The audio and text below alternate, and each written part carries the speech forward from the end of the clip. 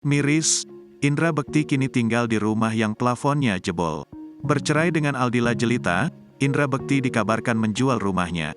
Mantap bercerai dengan Aldila Jelita, Indra Bekti kini pulang ke rumah orang tuanya. Indra Bekti pun kini tinggal di rumah yang plafonnya bolong dan banyak rayap. Diketahui sebelumnya, Indra Bekti dan Aldila Jelita kini dalam proses perceraian.